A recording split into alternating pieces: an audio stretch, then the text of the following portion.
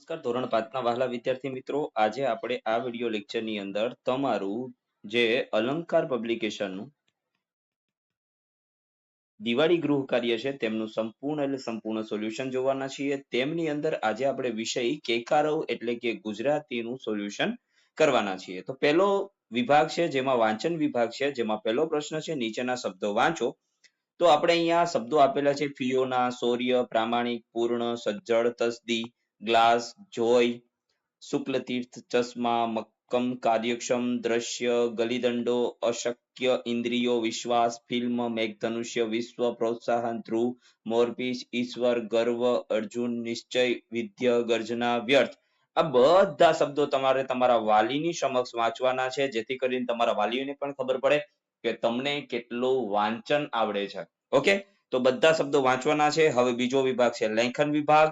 એમની અંદર તમારે ઉપરના જે શબ્દો છે એમાંથી જોડાક્ષરો ગોતી અને પછી તમારે લખવાના છે. તો અહીંયા આપણે લખેલ છે શૌર્ય, પ્રામાણિક, પૂર્ણ, સજ્જડ, આત્મસંઘર્ષ, વિદ્યાર્થી, મલક, તિરસ્કાર, ગર્વ, વ્યર્થ, લક્ષ્મી, ફરિશ્તા, જિજ્ઞાસુ, શ્રુતિ, ઋતુ, વિચ્છેદ, ઉત્કર્ષ, સ્વાવલંબી, લુચ્ચો, પ્રગટ્યું, દુર્ભાગ્ય, અમૃત, સિદ્ધાંત, વિશ્વ વિજેતા, સ્પર્ધા, વિક્રમ, દિવ્ય, પ્રોત્સાહન, ધ્રુવ, ઈશ્વર, અર્જુન, વિંધ્ય, નિર્ધાર, ભારત રત્ન, ખિસ્સુ, વિદ્યાપ્રેમ, નિર્મમ, નષ્ટ, ઘોઘાટ અને વ્યવસ્થા.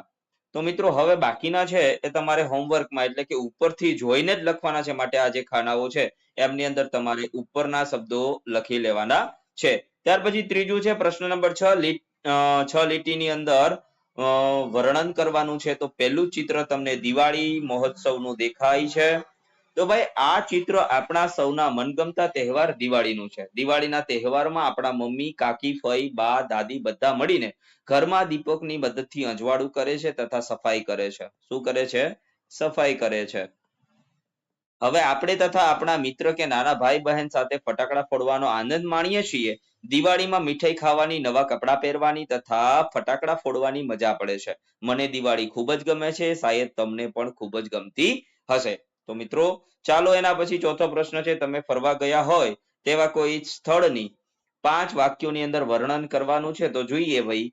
તો હું ગુજરાતમાં આવેલા પ્રથમ જ્યોતિર્લિંગ એવા સોમનાથ દાદાના દર્શન કરવા માટે ગયો હતો. ત્યાં મને દાદાના દર્શન કરી ખૂબ જ આનંદ થયો. અમે દરિયા કિનારે નાહ્યા તથા ખૂબ જ રમ્યા અને ખૂબ જ અમને મજા પડી હતી. અન્ય તમે કોઈ જગ્યાએ ગયા હોય તો તે પણ તમે તમારા અનુભવ લખી શકો છો. તમારી મનપસંદ કે નાપસંદ નું નામ લખવાનું છે. તો સૌથી વધુ ગમતું એ એવું તો મારું ઘર મને વધારે ગમે સ્થળની અંદર. બીજું સૌથી વધુ પ્રિય મિત્રનું નામ તો મારા પ્રિય મિત્રનું નામ સુધીર છે.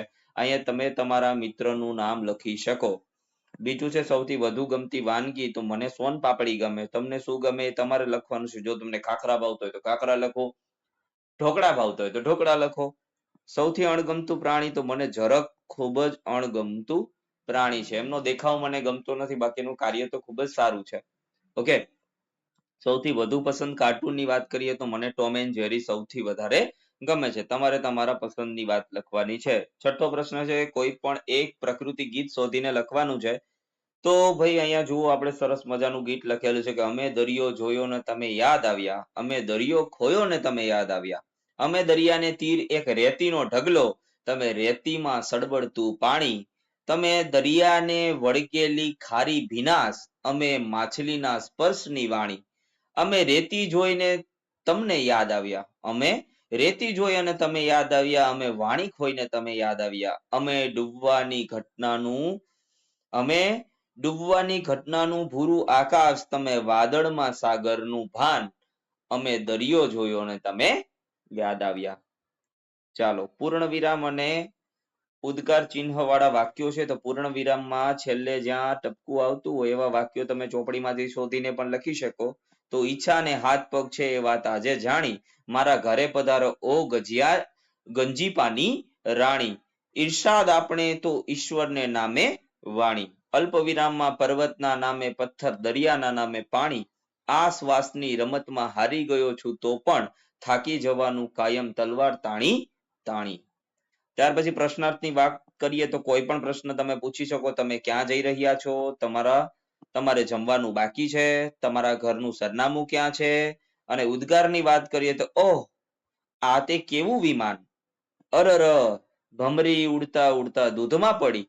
એવી જ રીતે ત્રીજું વાક્ય તમારે હોમવર્કમાં લખવાનું છે. ચાલો એના પછી આપણે અહીંયા થોડા ફેરબદલ થયેલા અક્ષરો છે એને આપણે વ્યવસ્થિત ગોઠવવાના છે. જો પહેલું છે સિરહોયા, તો એનું થાય હોશિયાર. પછી વાતોડિયું, પર્યાવરણ, સીતાફળ, પેન્સિલ, ગોવાળિયો, મૂછળધાર, ખિસકોલી, જીવજંતુ, પતંગિયું, શ્રીનાથજી, તહેવાર, કૌટુંબિક, પીછેહટ. હવે આ જે શબ્દો છે એનું તમારે મને કોમેન્ટ કરીને જણાવવાનું છે. ત્યાર પછી છે મીઠું મધ અને રાજકોટ. ચાલો એના પછી સંદેશો આપતા 10 સૂત્રો તમારે લખવાના છે. જળ એ જીવન છે, જળ બચાવો જીવન બચાવો, વૃક્ષો વાવો વરસાદ લાવો, જંગલ બચાવો જંગલ તમને બચાવશે, સ્વચ્છતા ત્યાં પ્રભુતા. આવા તમારે અન્ય પણ શોધીને લખવાના છે. ત્યાર પછી 10મું છે ઉદાહરણ મુજબ આપેલા શબ્દોનો ઉપયોગ કરી વાક્ય બનાવવાનું છે. તો અહીંયા જો સવારે બપોરે, તો સવારે આવવાનું કહેતો હતો પણ લુચ્ચો વરસાદ બપોરે આવ્યો. મોર અને પીછાની વાત કરીએ તો મોરના પીછા રંગબેરંગી હોય છે.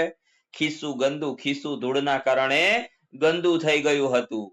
બા દિવાળી, તો બા દિવાળી પર ખુશ થવાના બદલે દુખી થતી. આકાશ અને વીજળી, તો આકાશમાં વીજળીના ચમકારા દેખાય છે. શિયાળ અને ભૂખ, શિયાળ 3 દિવસથી ભૂખમાં તડપતું હતું. કાચા શાકભાજી, તો કાચા શાકભાજી ધોઈને ખાવા જોઈએ. હવે તમે જોયેલા ગામ તો તાલાળા, જુનાગઢ, રાજકોટ, વડોદરા, ગોવા, મુંબઈ, ગાંધીનગર, અમદાવાદ. શબ્દ વાંચતાની સાથે તમને જે યાદ આવે તે તમારે લખવાનું. ભાઈ હું ઘરે જાઉં ને તો મને પેલો પલંગ, રસોડું, રસોઈ, ડ્રોઈંગ રૂમ, લિવિંગ રૂમ, બેઠક રૂમ આ બધું યાદ આવે. શાળાએ ટેબલ, ખુરશી, બોર્ડ, પુસ્તક, ચોક, પેન્સિલ, રબર, પાટલી અને પ્રાર્થના. તળાવમાં પાણી, માછલી, ગંદકી, બોટ, પક્ષીઓ, ગારો અને નદી.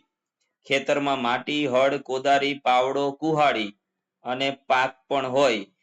મેળામાં ચકડોળ હોય, મેદની હોય, રમકડા હોય, લારી હોય, વિવિધ દુકાન હોય, ચકડોળ હોય, કપ અને રકાબી હોય. આવી ઘણી બધી વસ્તુઓ હોય. ઓકે, અને ઘણી બધી રમતો પણ હોય. ઓકે, અને માણસો એ માણસોના ટોળા હોય. ત્યાર પછીની વાત કરીએ તો દિવાળીમાં નવા કપડા, દીવા, સફાઈ, ફટાકડા, રંગોળી અને લાઇટિંગ.